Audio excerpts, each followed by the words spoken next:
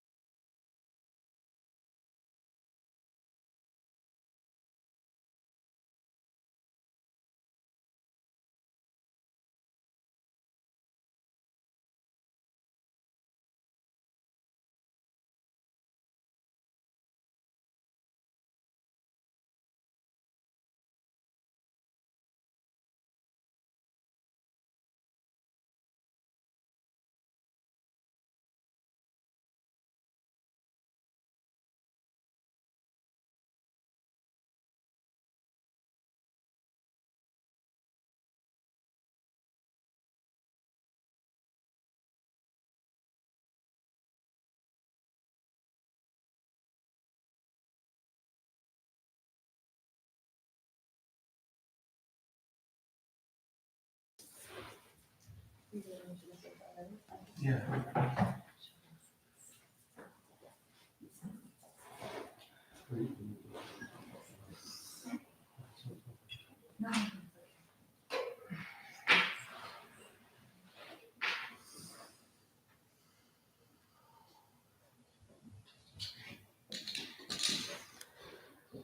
Allahu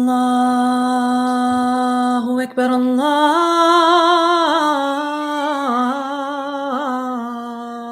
Ekber.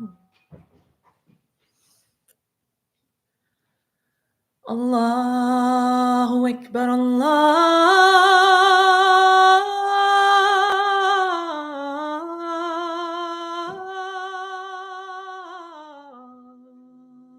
Ekber.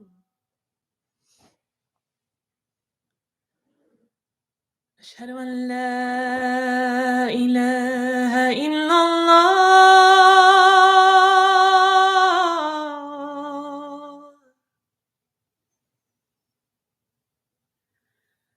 أشهد أن لا إله إلا الله.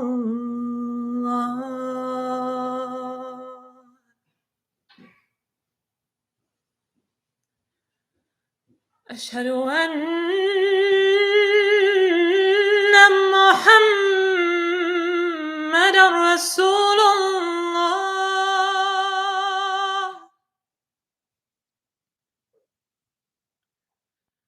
أشهد أن محمدًا رسول الله.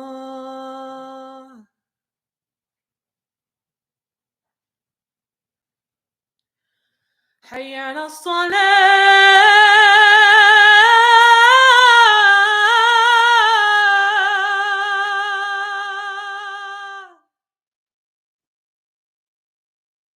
حي على الصلاة.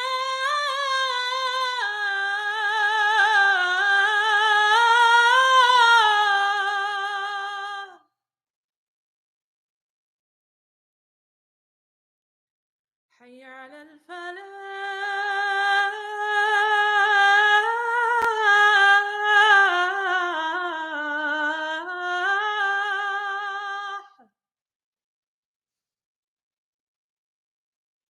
حي على الفلاح.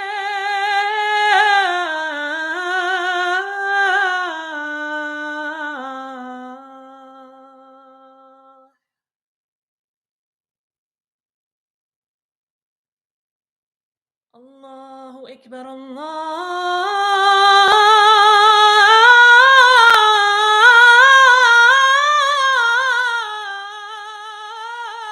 الله أكبر. لا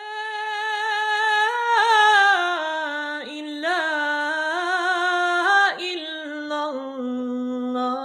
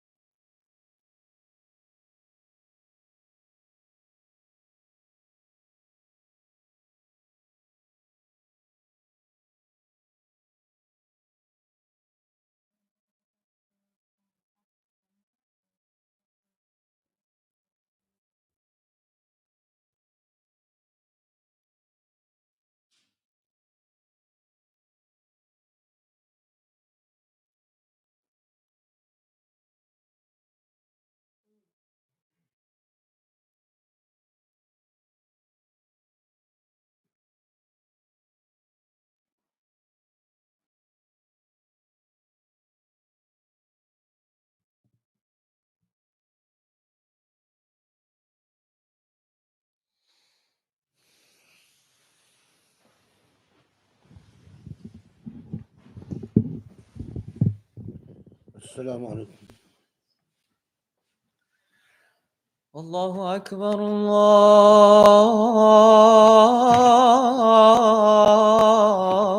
الله أكبر الله أكبر الله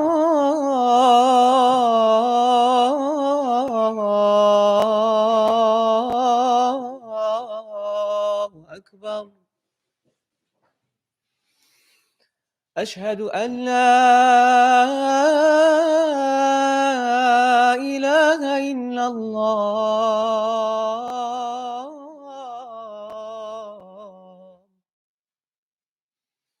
أشهد أن لا إله إلا الله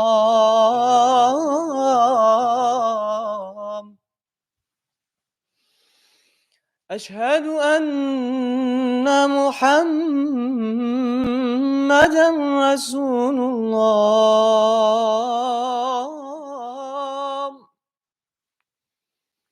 أشهد أن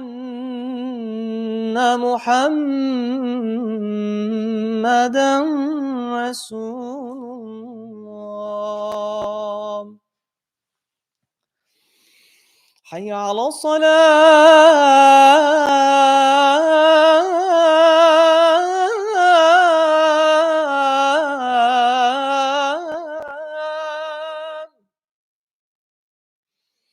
حي على الصلاة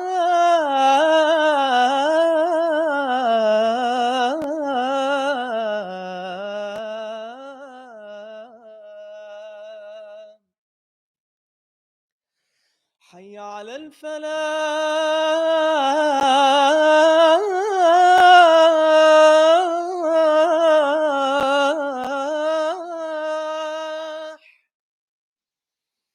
حي على الفلاح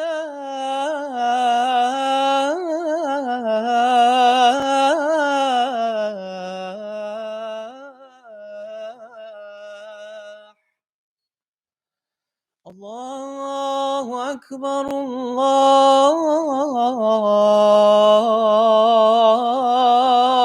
أكبر لا إله إلا الله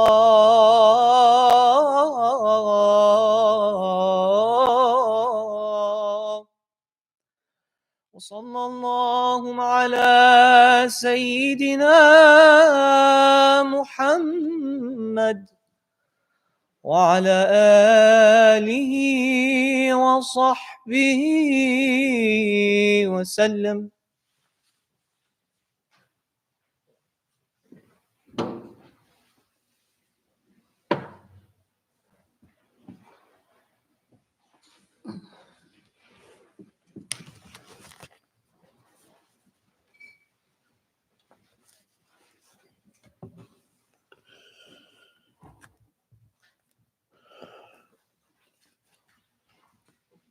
Again, I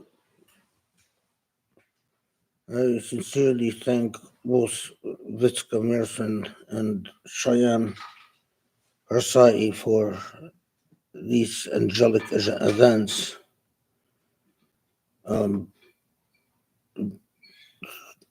Gratitude should be where it's due, and these adhans are just supernal and beautiful. Bismillah ar-Rahman ar-Rahim. Bismillah ar-Rahman ar-Rahim wa subhanallah al-Ali al-Azim. Walhamdulillahi Rabbil Alameen. الذي أنعم علينا بنعمة الإسلام والذي من علينا بنور اليقين. الحمد لله على كل شيء.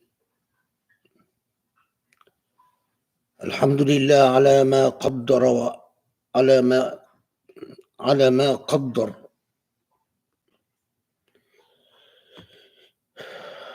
والحمد لله على ما قدم وأخر.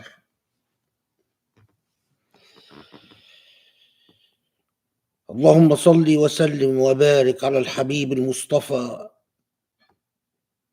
النعمة المجزاه خاتم الرسل والأنبياء أجمعين سيد الخلق أجمعين النبي الأمي الأمين المرسل رحمة للعالمين وعلى آله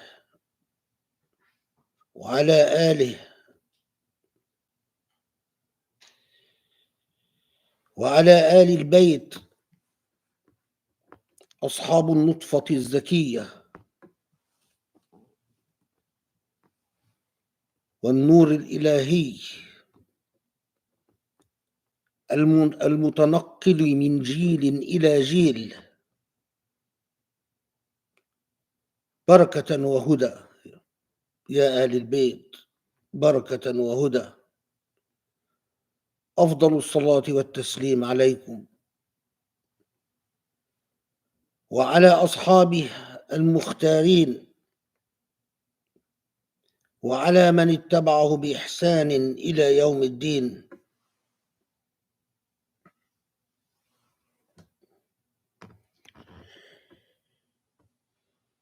اللهم يا رب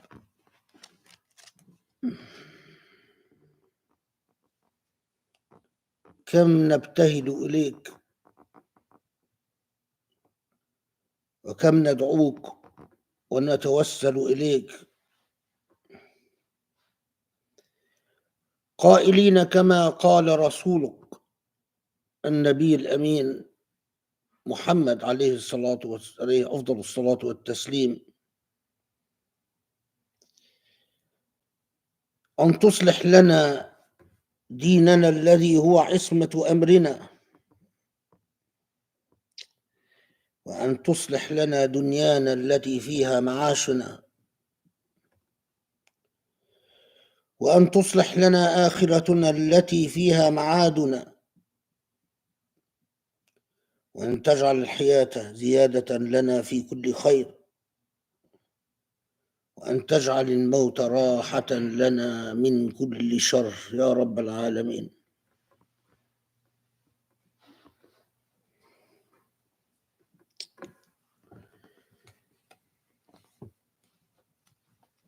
One of the enduring images in the Quran is in Surah Al-Jumu'ah, when Allah describes a people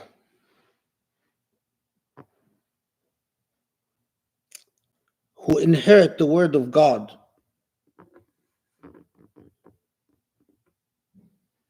They inherit the linguistic practices of a thing.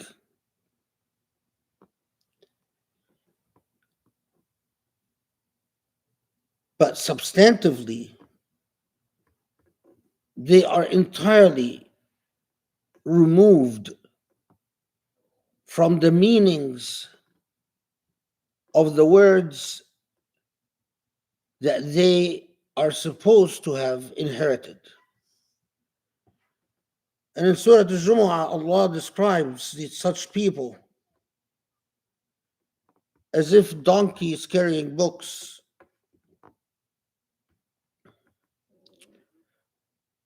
Donkeys carrying books. Because one of the most powerful vain temptations,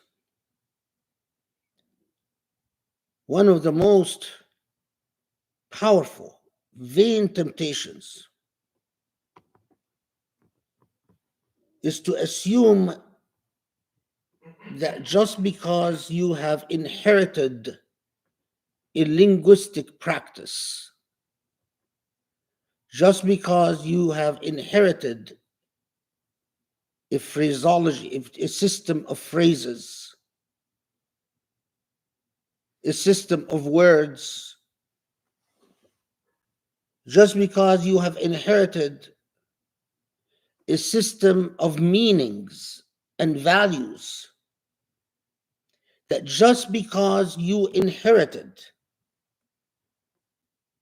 that in fact you are in any way an authentic representative of what you've inherited. Allah alerts us that so often, so often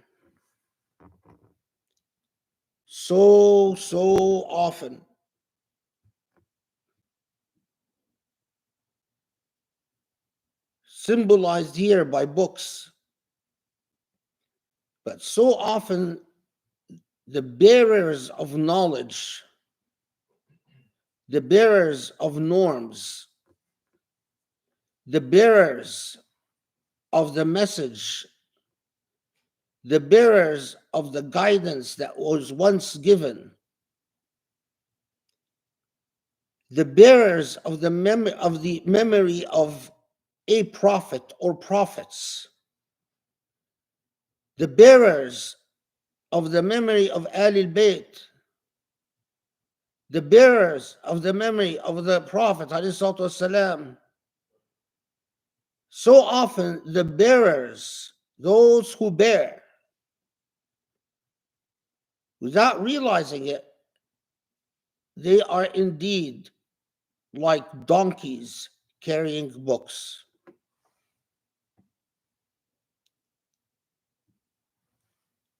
Their state is such that just because they engage in the symbolism of the thing, just because their mommy, their daddy, or sheikh such and such, or Islamic organization such and such, or whatever the concern or entity might be, treats them as if in fact they embody and represent the substance of what is in these books, just because of the outer appearance, because they seem to be the inheritors of knowledge, the inheritors of meaning, the inheritors of value, just because these people might actually feel proud of themselves, might actually feel tempted, or might actually be tempted to feel that they are knowledgeable, or that they are ethical, or that they are good Muslims, or that they are people of God, or that they are the bearers of the light. They might be tempted by all of that. But in reality,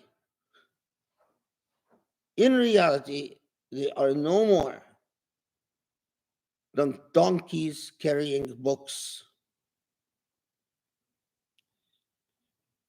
These books have seized, or you could say, the system of meaning, the epistemological universe,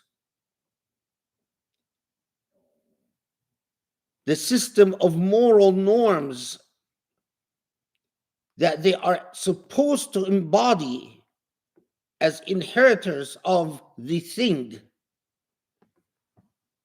actually is no longer effective or meaningful to them.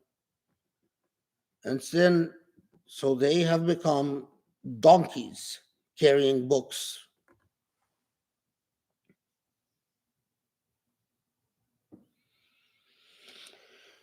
But remember that in Surah Al-Jumu'ah,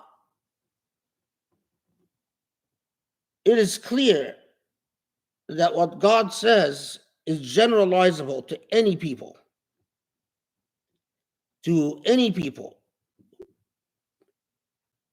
who do fail to embody the substance of the moral message. But specifically and explicitly, God is talking about the example of the Israelites. who at one point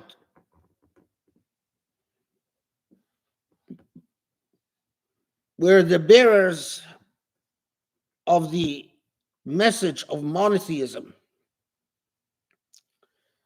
the bearers of a rebellion against slavery and oppression, who at one point represented the rise of the persecuted against the persecutor, who at one point were the living embodiment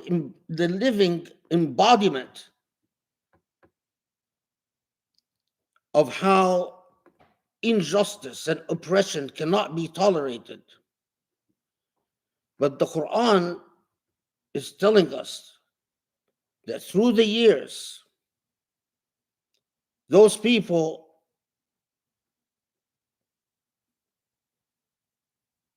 became committed to rituals that no longer mean anything, became committed to an ideology of exclusivity and selectivity and entitlement. They became committed to the notion of historical promises, even if their belief in the historical promise leads to the extermination of tribes and peoples, as we read in the Bible, in fact, did happen. And God tells them, don't you dare think that you are the bearers of something real. You are but donkeys carrying books.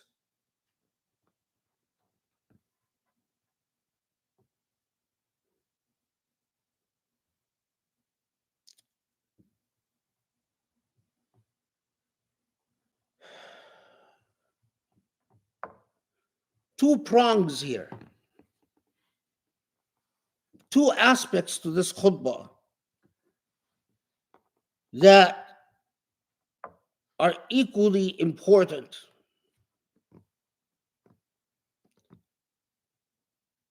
Because we see in our day so many Israelites, in fact, embody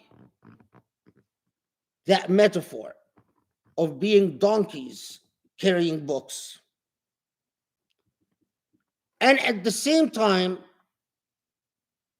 we see so many Muslims embody the same metaphor, donkeys carrying books.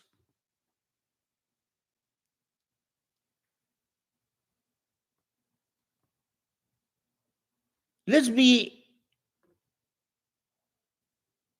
very clear and open about things. Since I stood at this podium last, since I gave my last khutbah, I have come under the most vicious and virulent attack by Zionist extremists in the United States and all over. I have even stopped counting the number of publications that are talking about the UCLA law professor who is an anti-Semite and the concerted, deliberate effort that I have been the subject or the subject of this past week or so, the deliberate effort to get me fired from my university.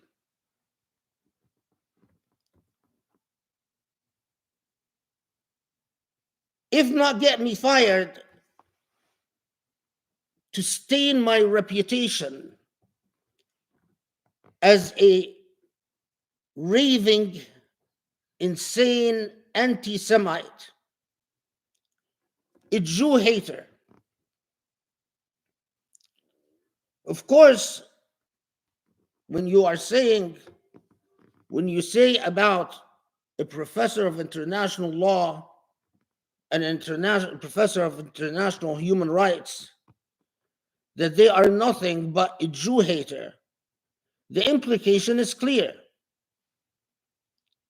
is that they are not in any way driven by the very nature of the evidence before them, but they are driven by a pathological hatred that doesn't respond to reason and doesn't respond to evidence. It is just an irrational, unjustified, inexplicable, like all prejudice and all bigotry is, unjustified and inexplicable hatred for the Jewish people. That the Jewish people are doing nothing wrong. They are just defending themselves. And while they are just minding their own business, defending themselves,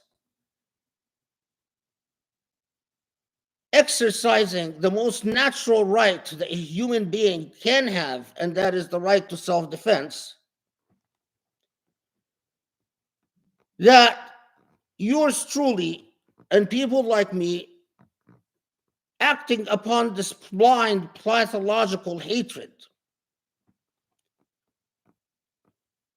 accuse the state of Israel and the Israeli military and the entire system of Israeli production of violence, accuse this entire system of evil when no evil in fact exists.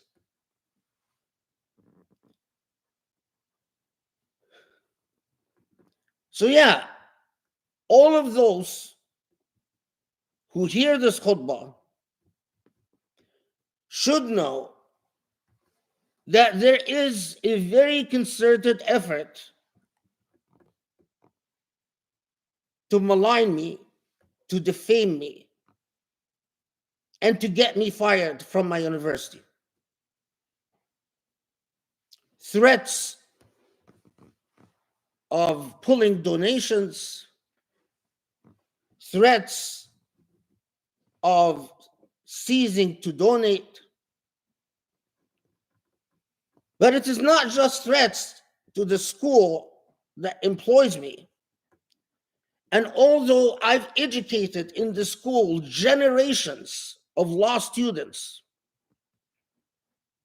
including generations of Jewish law students who have gone on to have brilliant careers worthy of their Jewish identity and worthy of the Jewish tradition.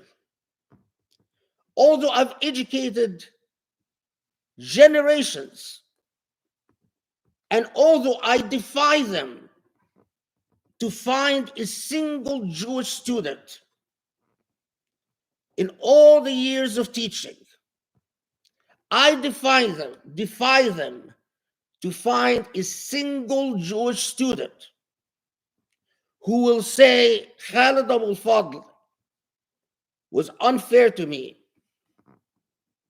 or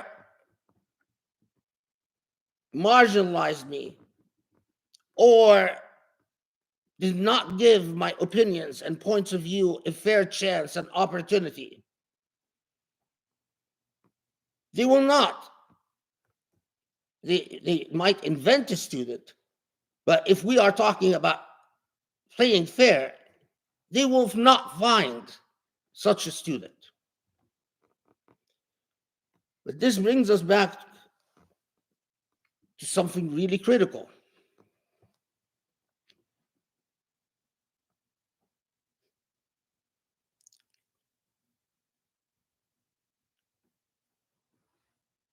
They are livid because they know that I've touched upon a truth that my fellow Muslims, with all their rhetoric and all their conduct as donkeys carrying books,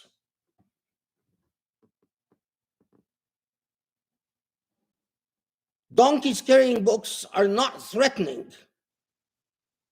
to anyone. After all, they're just donkeys.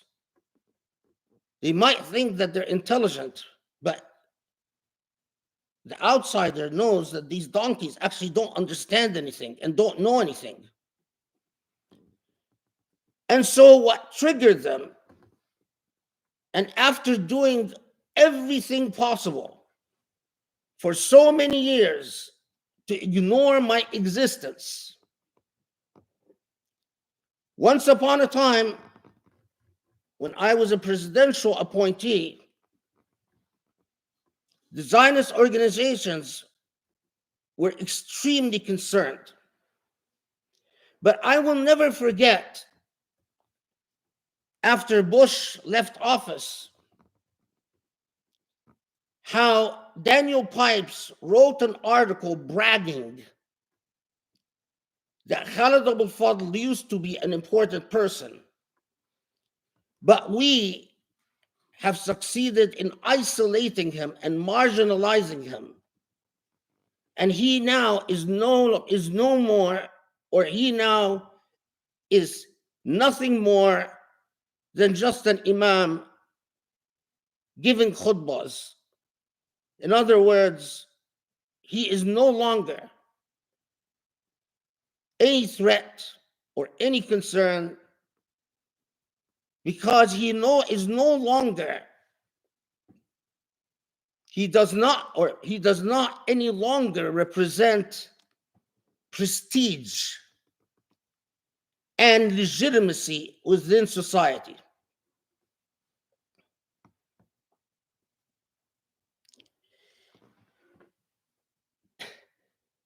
And the saddest thing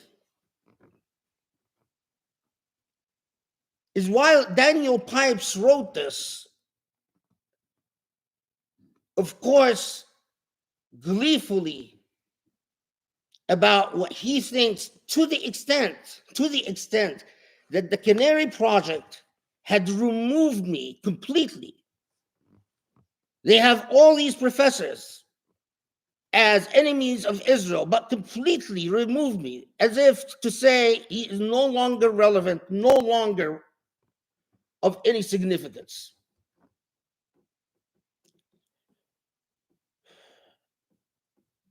But what is really sad and tragic is that Pipes had a point. But my marginality didn't come from the fact that Pipes and company has managed to convince the powers that be in the White House or in Congress or in the federal government not to deal with Khalid Abul Fadl, not to meet with Khalid Abul Fadl, not to hire Khalid Abul Fadl. He was right for a very different reason, and a far more tragic and disgusting reason. He was right because of the ignorance of Muslims themselves, Muslims who are truly donkeys carrying books. Those who marginalized me were not the Zionist organizations. Those who marginalized me were my fellow Muslims. My fellow Muslims. And they didn't marginalize me because they disliked what I said about Israel and the consistent and systematic record of human rights abuses committed by the state of Israel against a people under occupation. No, they didn't marginalize me because of that. My fellow Muslims marginalize me because they are donkeys carrying books, because they don't read, because their relationship to the books on their bookshelves is just that, for show. And when these Muslims encounter some type of beast of burden that actually understands the books, instead of just carrying them, my fellow Muslims are stumped. And my fellow Muslims marginalize whoever represents anything beyond the status of a donkey carrying books.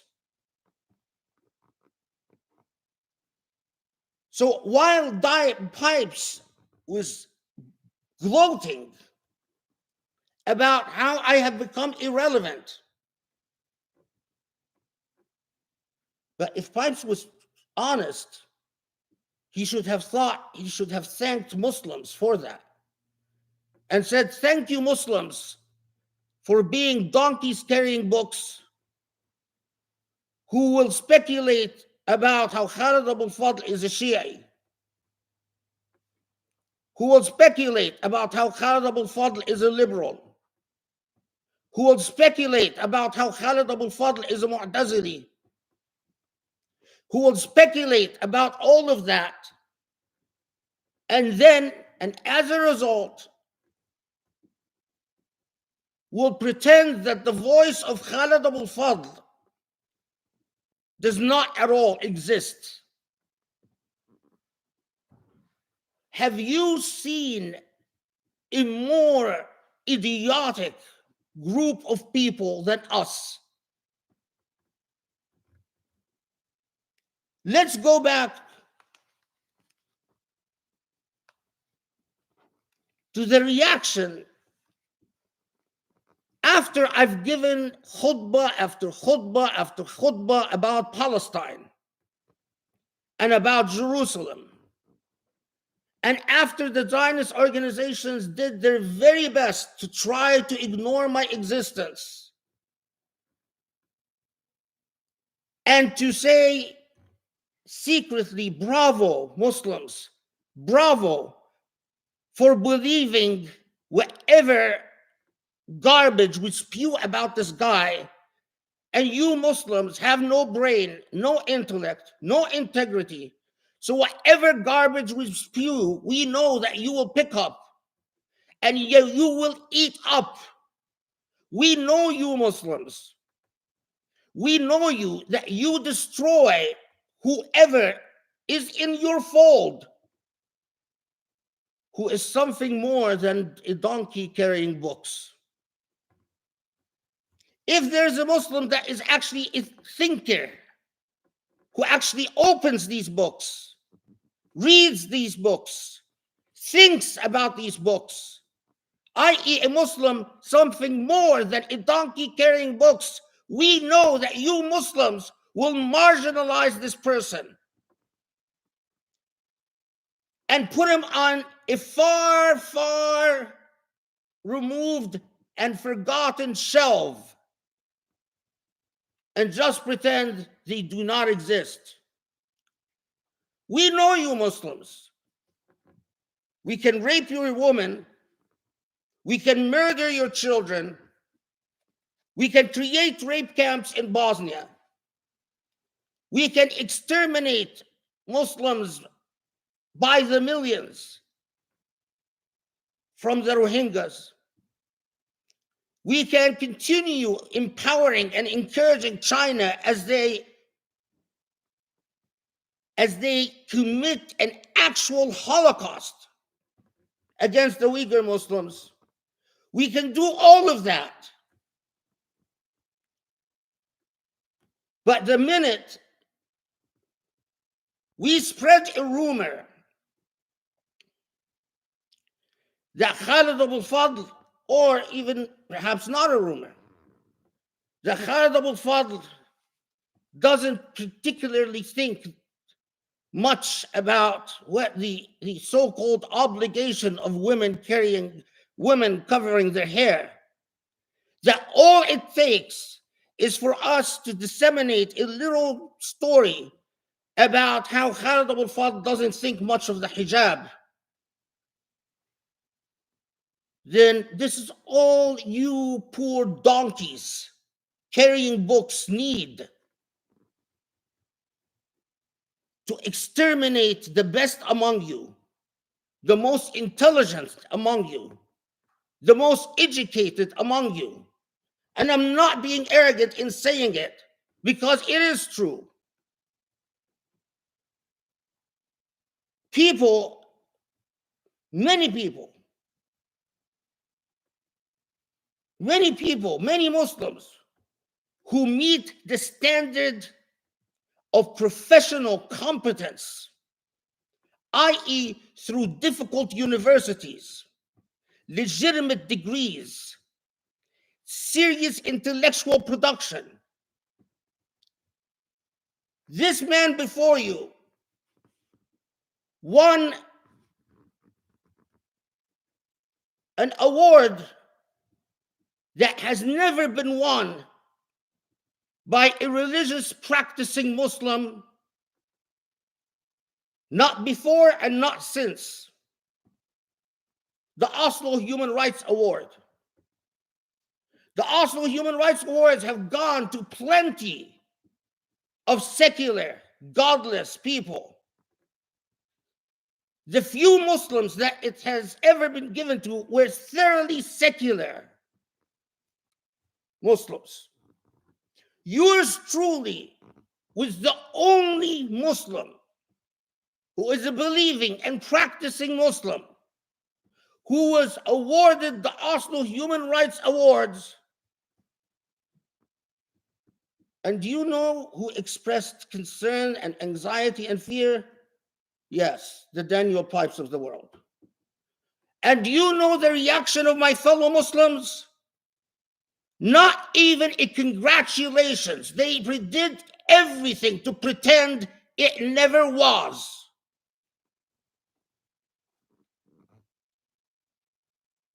The Hamza Yusufs of the world, all your little imams in Bayan and in Zaytuna and what's the name of the other Bayan? Jihad Turk? No, Jihad Turk's organization. Yeah. Bayan and Zaytuna, not a word.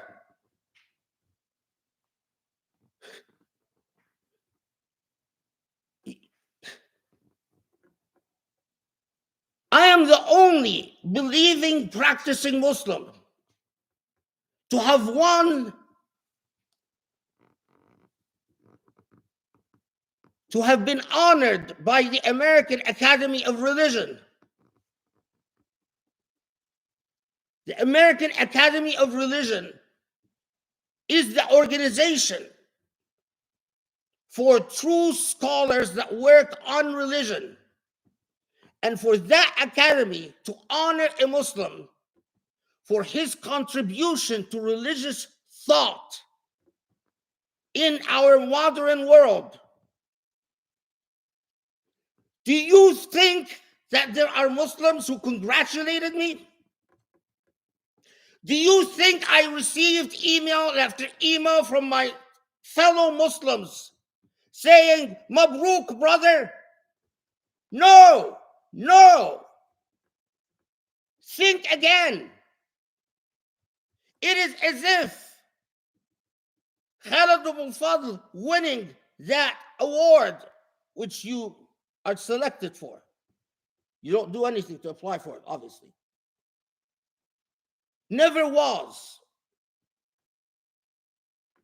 Again, the Daniel Pipes people became worried and concerned and agitated.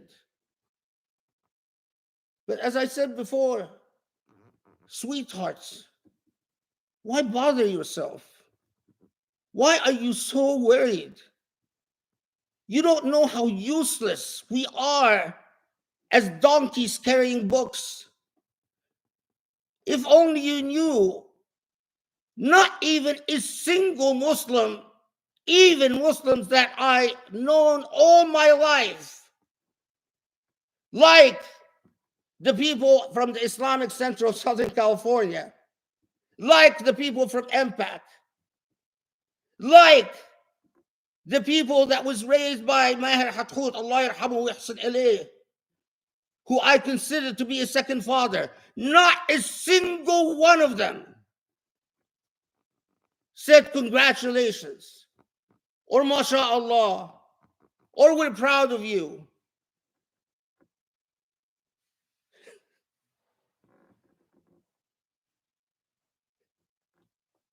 So now, listen.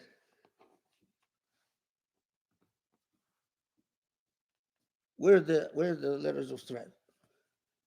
Help me out.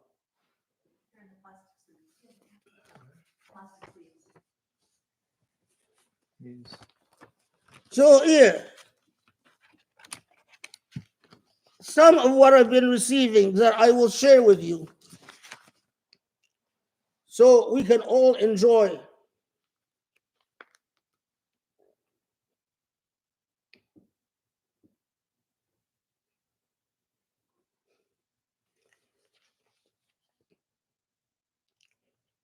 Some guy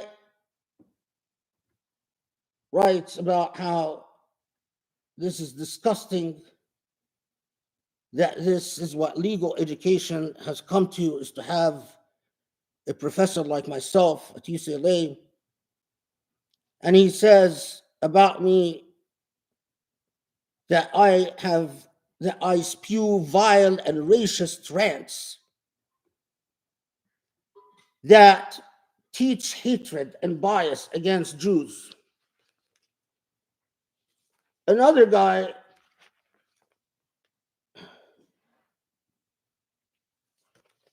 is even a little bit more colorful. So he wrote, "What are you? Who are you? Why are you so sick?" Let's talk about me. What are you? Who are you? Why are you so sick? Do you have a family? How would you like your family members to be tied to a tree and raped from the front and back? Little bit of sexual fantasizing. Raped from the front and back. How would you like babies in your family to be placed in kitchen ovens at 450 degrees? How would you like to watch your family members be dismembered while you sit and watch? You can take your twisted, sick ideology and shove it. You can take your progressive law protection at UCLA and think you're safe. Well, you're not. Going after Hindus and Jews, whoa, you're a tough guy. Anytime you want to meet at Jan's Steps to have a discussion, you let me know. Best, JD. But this is not even the choice one for me. A man that I have known for 30 years. A man that at one time I hoped to educate about Islam and to receive education from about Judaism. A man who a long time ago, I used to sit in his Talmud class to teach about the moral lessons and moral anchor of the Talmudic tradition. The man is Chaim Seilfelder, man that I've known for 30 years, the head of Hillel at UCLA, a very influential man, not because he has any academic post of substance, but because the synagogue that he ministers from and the religious establishment that he controls has the ear of so many influential people at UCLA. And this man, who has known me for 30 years, who I used to consider a friend, wrote me a very sweet and short message. Your recent fulminations are nothing less than the disgraceful rants of a raging lunatic. What a shame. You have not now joined the ranks of those who are committed to fomenting hatred and divisiveness. Well, that gives the impression that Chaim Seilfelder, my old former friend, I guess, and the guy who's talking about raping my family from behind and front, and the many other messages that I've received, and the many messages that the law school received, and the many messages that the administration at UCLA received, it gives the impression that they are not donkeys carrying books, but that they actually represent substantive thing. And what are they upset about? Well, they are upset about, how dare you say that Israel is creating a roadmap for the fanatic Indian government, the racist, fanatic Indian government. How dare you say that they are creating a roadmap for how to commit ethnic cleansing and how to commit a genocide against a people and get away with it? How dare you say that it is the Indian authorities themselves who have repeatedly praised and supported Israel for the lessons taught as to what they should implement and how they should implement things in Kashmir? And the implication is that I am just a donkey carrying books. Let's sample. Haaretz. No, sorry.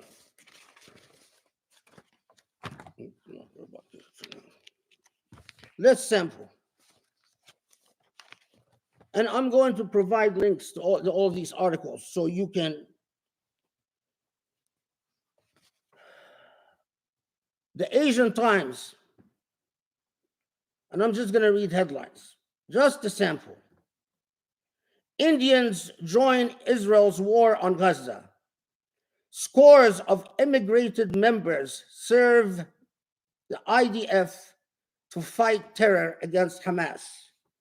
And the article, of course, goes on to explain why Indians are so excited about Israel's war against, quote unquote, Hamas, but it's really against the Palestinian people. Other article, India's Hindu nationalists are using the Israel-Hamas war to their advantage. This one is from an Indian publication.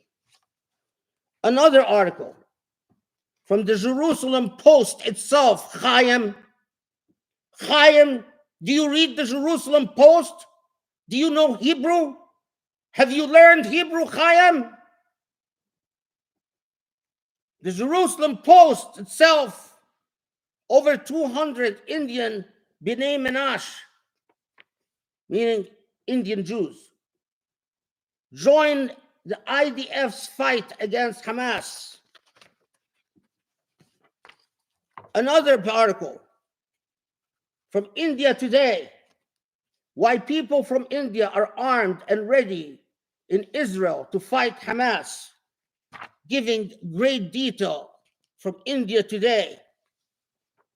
Another article from World News.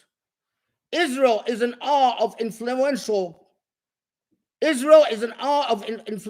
power India, thankful for Indians volunteering to fight Hamas. Another article, Modi's lesson from Israel. Modi's lesson from Israel. Demolish Muslim homes and erase their history. And this is from Al Jazeera. Another article, report on India's impunity in Kashmir reveals Israel connection. Another article, India's impunity in Kashmir, surveillance, counterinsurgency, and the politics of fear. Another article, Israel-Palestine war, why Hindu nationalists are backing Israel against Hamas. Another article, enlist us to fight Gaza jihadis. Hindu extremists urge Israel. This is from the Middle East Monitor. Enlist us. They go, and this is well documented by human rights organizations, that they go and they sign up to volunteer to join the Israeli military so they can have the pleasure of murdering Muslims.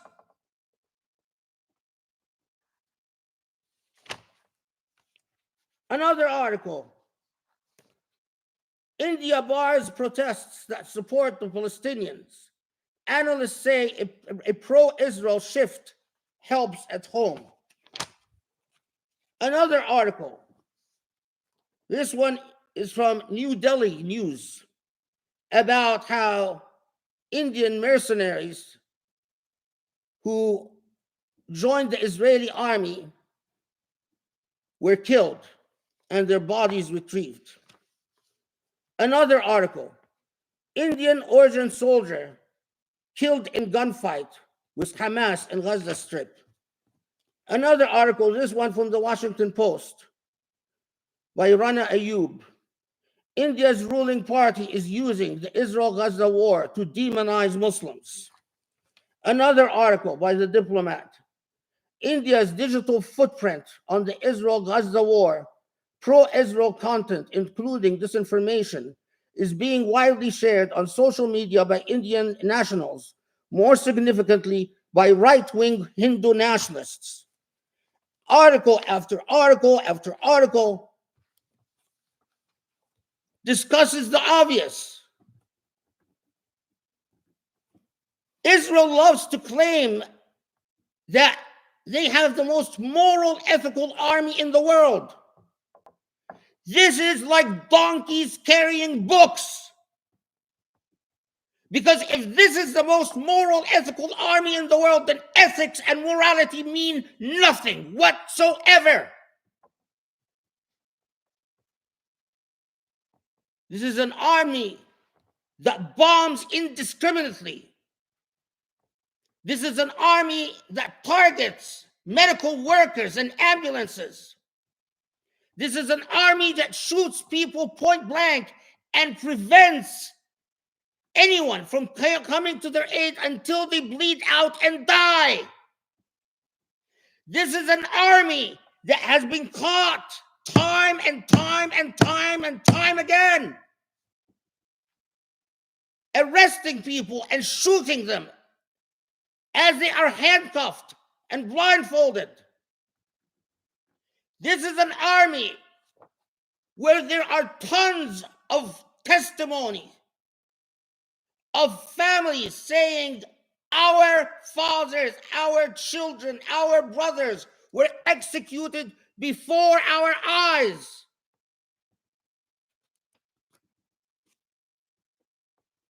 Let's take a few images in.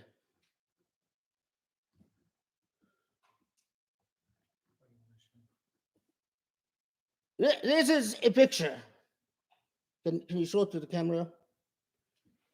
This is a picture of one of the first Hindu military units that has a horrible human rights record, that fights with the Israeli army and is responsible for numerous atrocities committed against Palestinians, including rape and murder of children.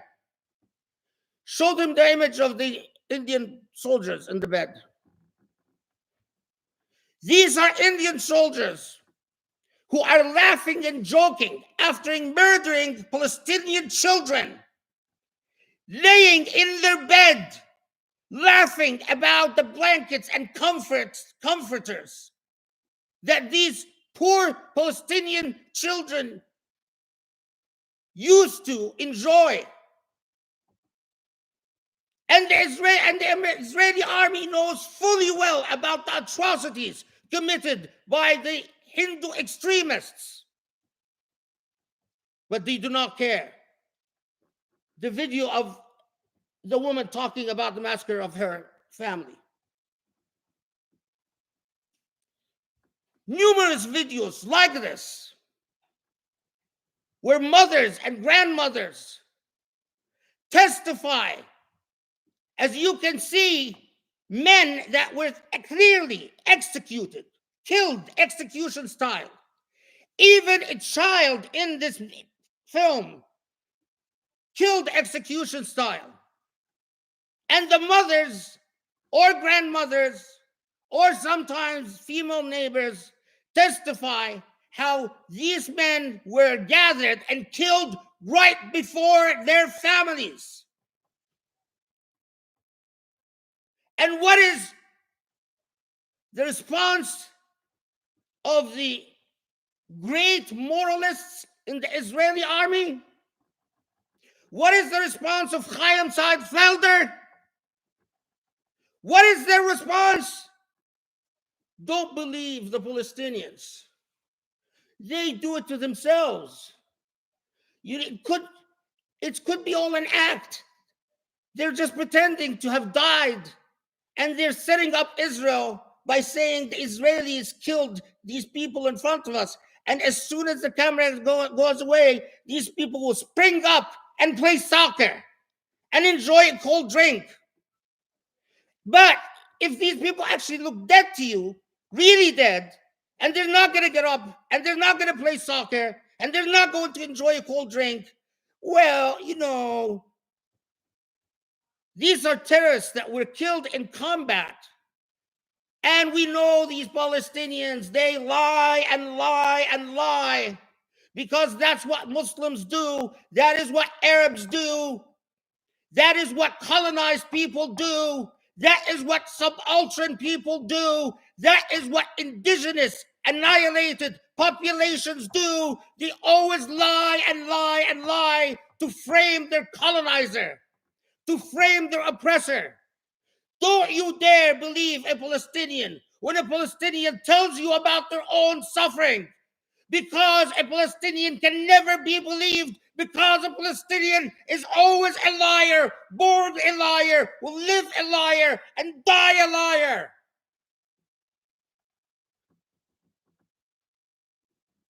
And guess what? For all of you who will continue to threaten me and continue to try to get me fired, this is precisely what the Zionists said about their Jewish victims as they exterminated them. Jews are liars. That's what the Nazis said. Jews are conniving. That's what the Nazis said. Jews hurt themselves by themselves. They kill themselves. We don't kill them.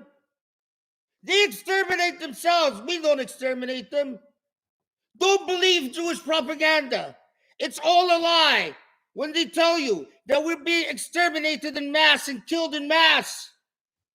And that's precisely what the Israelis say about the Palestinians. And that is precisely why the Israelis are indistinguishable from the Nazis who are responsible for the Holocaust.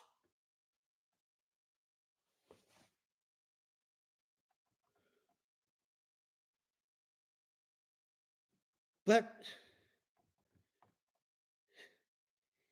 these people are such donkeys carrying books. The Netanyahus of the world, the Ben Gvir of the world, they actually believe the lie about their own morality. So what did they get particularly upset about? They got upset that I said that Israel is using pornography as an instrument of war against Palestinians. That Israel has learned that a steady dose of pornography weakens the iman and the faith of Palestinian people and makes them less than eager to resist occupation and to stand against oppression. And they said, how dare you? We are the Israeli moral, ethical army.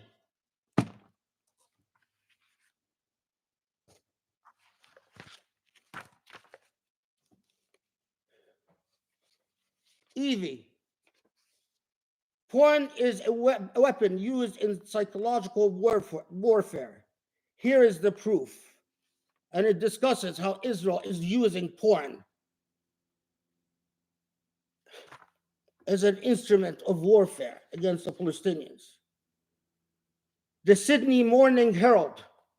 Porn run on seized TV channels.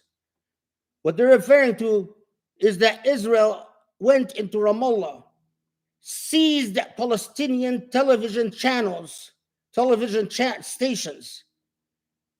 And instead of these stations broadcasting what they used to broadcast, news and things like that, these channels now broadcast pornography. But these people don't care whether it's true or not true. They know that this is easily verifiable. But they're like donkeys carrying books. The truth doesn't concern them. It is all about image. It is all about posturing. Medium. A very detailed article. Pornographic weaponization against the Palestinians by Israel. A very detailed study about how Israel uses pornography as a weapon against Palestinians. If you want, you can bother to actually get an education instead of being donkeys carrying books. Try for once to actually read the book. This book by Michael Jones, Sexual Liberation and Political Control. Michael Jones, this is back in 1996, starts out the book with a detailed discussion as to how Israel has turned pornography into an instrument of war against Palestinians. Michael Jones is not an anti-Semite, and I even don't think he cares much about Palestinian, Israeli, whatever.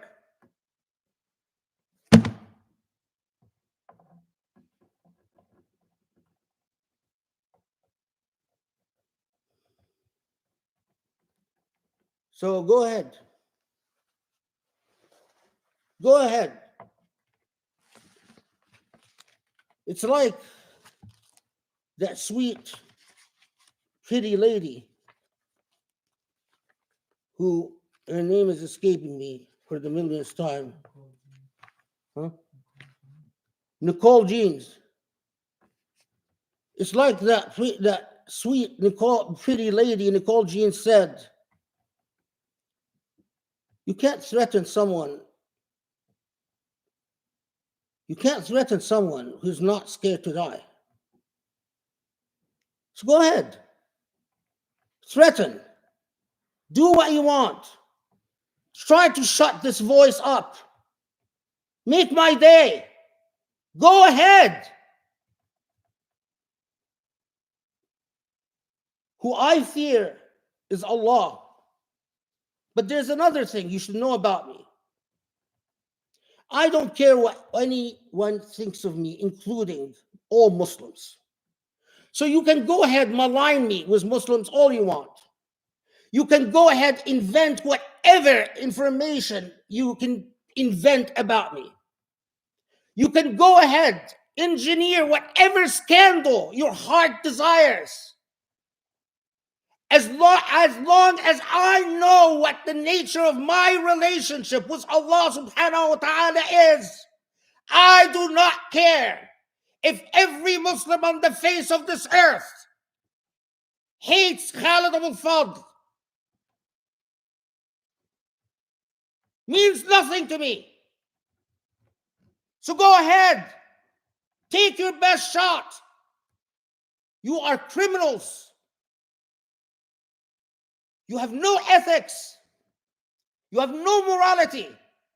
You are donkeys carrying books. Sadly, just like most of my fellow Muslims. أقول قولي هذا أستغفر الله لي ولكم أسأل الله يستجب لكم.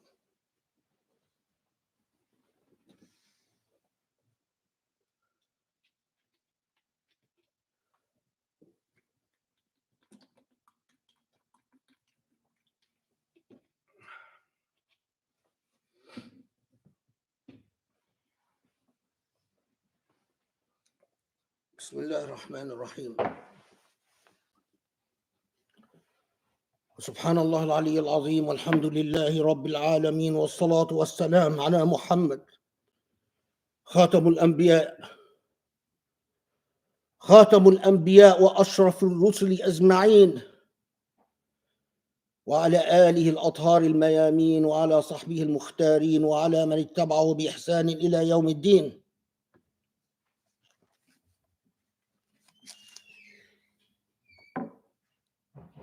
Isn't it profound? Doesn't it speak volumes that it is South Africa who brought the case before the International Court of Justice? Bringing a case like this costs money. South Africa doesn't sit on billions of dollars like Saudi or the Emirat. But they spent money out of their own pockets. And the International Court of Justice, in its typically constrained, let's use a polite word, political language, said, yes, there is a plausible case here that a genocide is being committed. Yes, and Israel should stop immediately. And of course, Israel said, screw you. Because Israel is supported by the United States, which also says, screw you.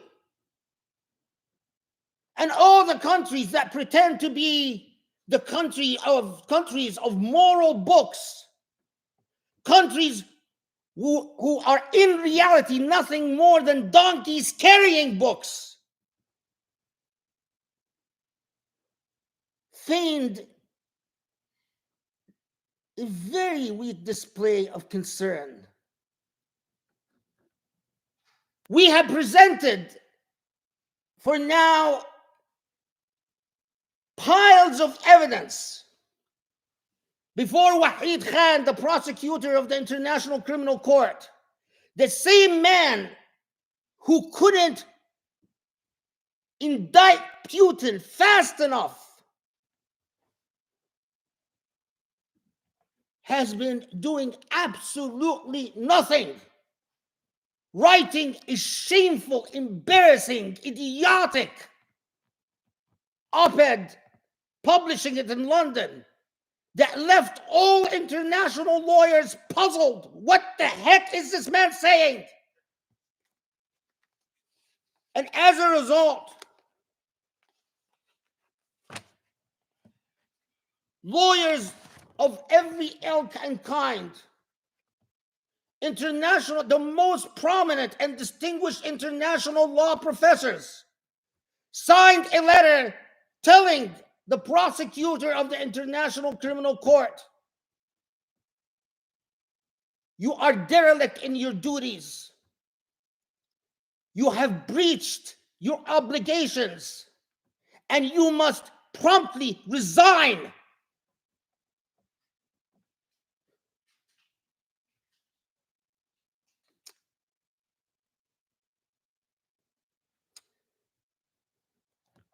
But you know, I love to complete pictures, to present things in their totality. You see, you want to understand so much about the world we live in. Here is the open letter, by the way, which we will provide a link to. Open letter to the Assembly of State Parties regarding the International Criminal Court's Office of the Prosecutor's engagement with the situation in Palestine, in which all the prominent, distinguished professors of international law and international human rights, who I am sure that the Chaim Seinfelder of the world will say they're all just anti-Semites. All these distinguished professors who in fact played a critical role in educating the world about the evils of the Holocaust, now join in this letter saying the International Criminal Court has failed so miserably in its duties after compelling evidence has been presented to it time and time and time and time again of war crimes committed by Israel. And Wahid Khan, who cares about his political career in Britain more than anything else, is sitting on his ass doing nothing. And I do not apologize for using words like ass anymore, because I do not care what Muslims think anymore. You want to pretend to be polite as women are raped and killed and murdered? Go ahead. I am done with pretending. I am done with your theatrics. I am done with your little theater displays. As all of this is going on, what does the dear United Arab Emirates do? Do they help South Africa bring Israel to accountability? Do they use their substantial wealth to punish Israel for the genocide they're committing? Do they do anything that is remotely helpful to their fellow Muslims? No. They hire American mercenaries, and we will provide the link to that article. To do what? To kill Yemenis. Oh, US, America, dear, we know it's embarrassing for you to go around committing extrajudicial killings. We know that it's against international law to just murder people, execute them without trial or due process. So you sit on the side. We will hire American mercenaries, ex-military, to do all the killing for you. And then, on top of that, the Hamza Yusufs of the world and the Zaid Shakers of the world, who publishes a little cartoon saying, a Muslim shouldn't mock another Muslim. Do you hear a peep from them about What, the disgusting immorality of Yemen? No. Do you hear a peep from them about the disgusting immorality of Saudi that just opened the first bar in the Holy Land? No, of course not. Is there a chance that you will ever find the Canary Project or any of the Zionist organizations targeting Hamza Yusuf of Jade Shakir or any of these people? Of course not. But let me tell you how it goes with people like me. I built my career alone with Allah's aid. No Muslim ever helped me. I went through school, earned scholarships, fellowships paid by non-Muslims. My education was paid for by the kuffar who are better than you Muslims. My law degree, my PhD, even my undergraduate degree was by Jewish donors and atheist donors and donors of all types, but the Muslim donors. None of my education was supported by Muslim money. And even now, as I come under attack, and as these organizations seek to get me fired, and as these organizations threaten my family, where are Muslims? Nowhere to be seen. Do you think Muslims are saying, brother, just tell us how much can we donate to support you, to back you up? Absolutely not.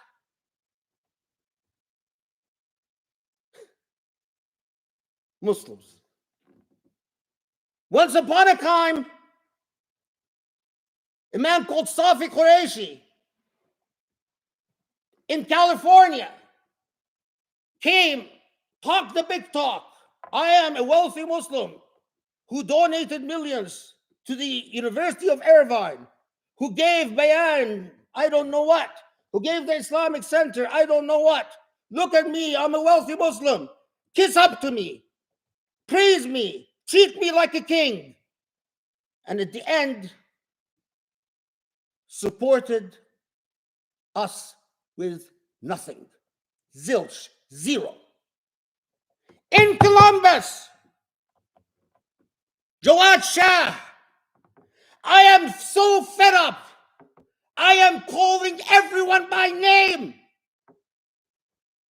Oh, you've been carrying the burden for so long. It's time that you let us carry it with you, brother. MashaAllah. What do you want, Jawad? Give me your library. Well, yes, give me your library and I'll support you, brother. No, you can't have my library, Jawad. Not a dime of support. Not a penny. So, Daniel Pipes, Canary Project, all you guys who have been writing tons of articles against yours truly, be happy, rejoice. I stand alone with my God because my fellow Muslims do not exist and do not help and do not support. My fellow Muslims are only interested in whether I am a Mu'tazili, I am a Shi'i, I am a liberal.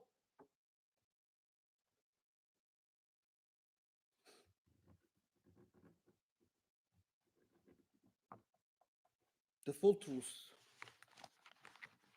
Shahadati amam Allah. My testimony, my witnessing before God. Khalas. I don't know if I'm going to be alive next week or the week after. or the year after. I don't know how long, but I can tell the end is near.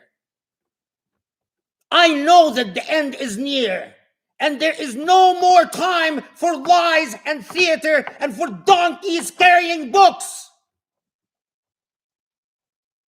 It is more honorable that you just be donkeys. It is more honorable that you put the books aside and just admit we are donkeys. And bray like donkeys. Meh. Or no, that's not donkeys. Bray like donkeys. Put the books aside.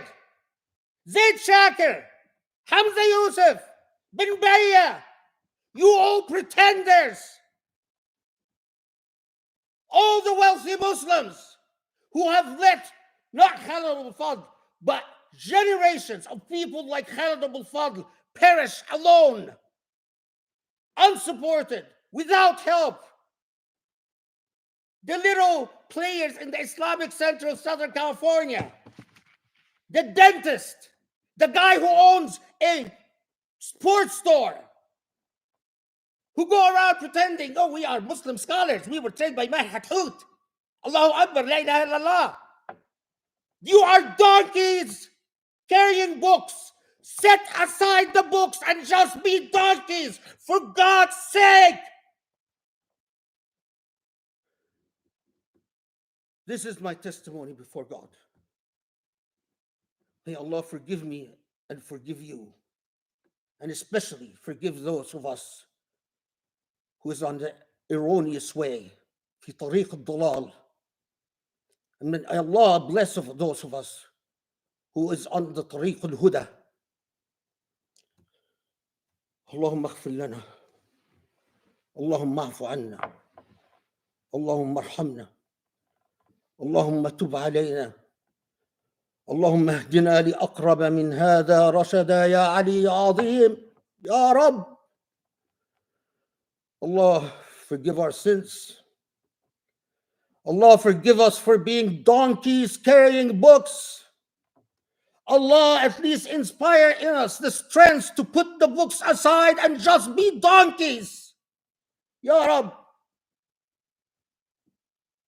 If there is no hope that we are actually going to read these books, that we will actually be intelligent, that we will actually be something useful to this world, then at least, Ya Rabb, give us the strength to put the books aside and just be donkeys. وصلي وسلم وبارك على محمد وعلى آله وأصحابه وأقم الصلاة.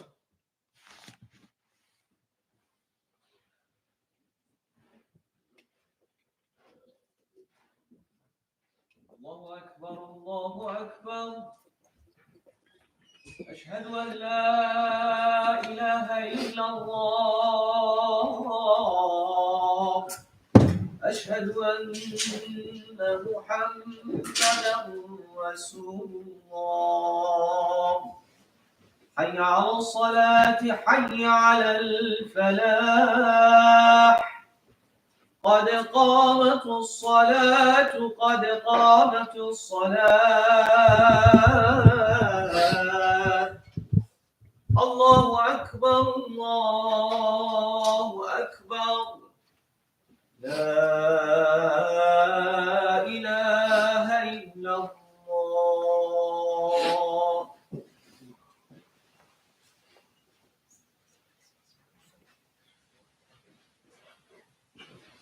الله أكبر.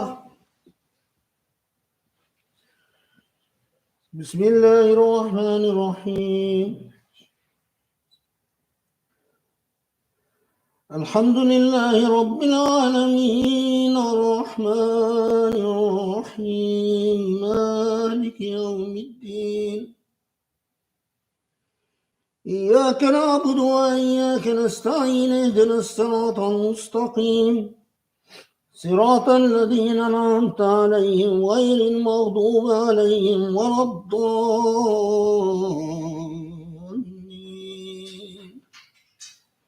آمين.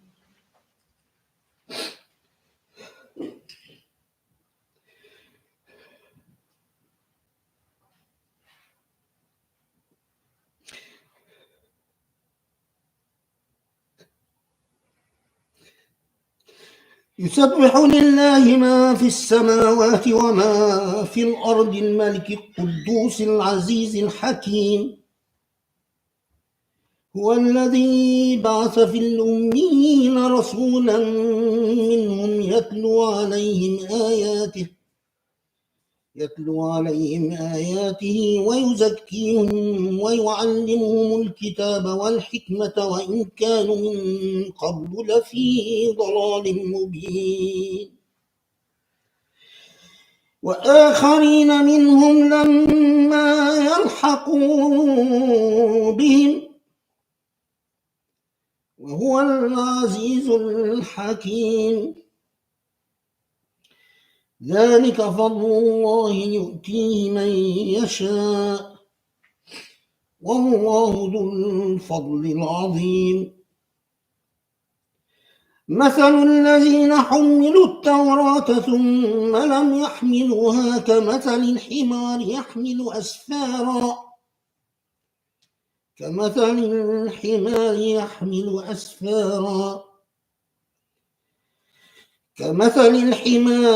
يحمل أسفارا بئس مثل القوم الذين كذبوا بآيات الله والله لا يهدي القوم الظالمين.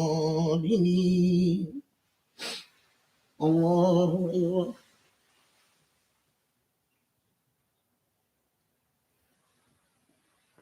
الله حمده.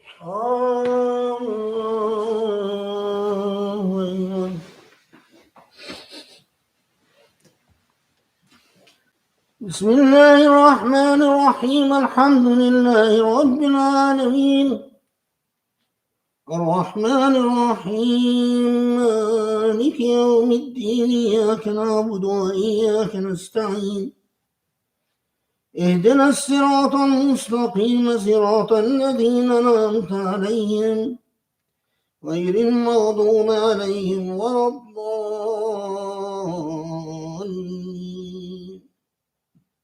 آمين.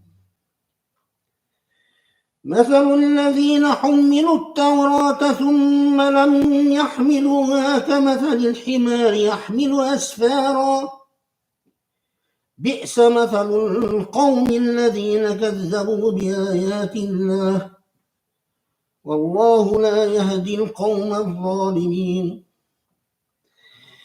قل يا أيها الذين هادوا إن زعمتم أنكم أولياء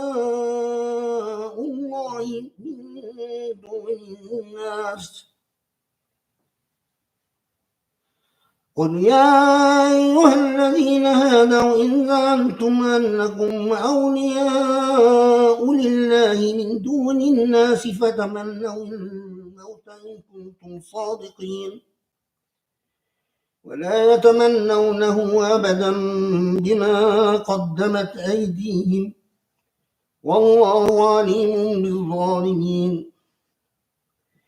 قل إن الموت الذي تفرون منه فإنه ملاقيكم ثم تردون إلى عالم الغيب والشهادة فينبئكم بما كنتم تعملون.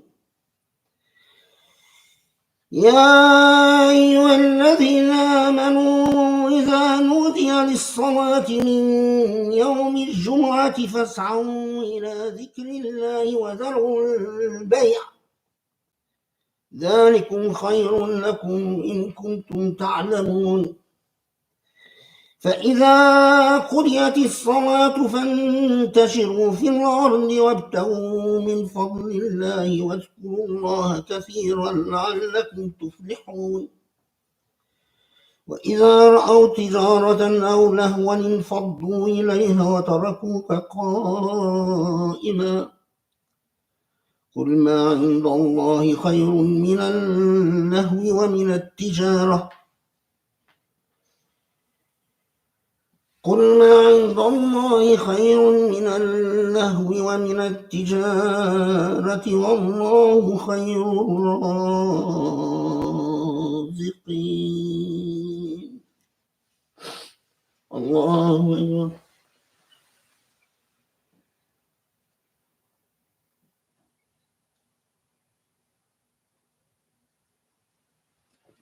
سمع الله حمده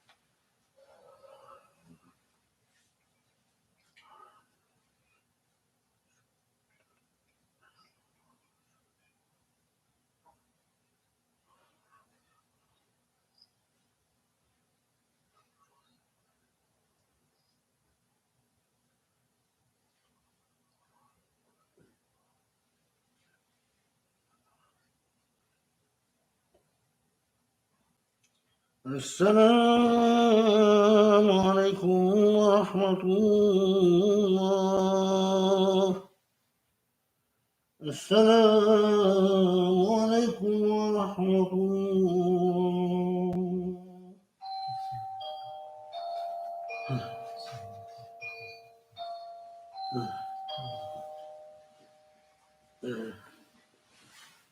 Who's that? Sometimes it's just the UPS guy watching. I wanted to see.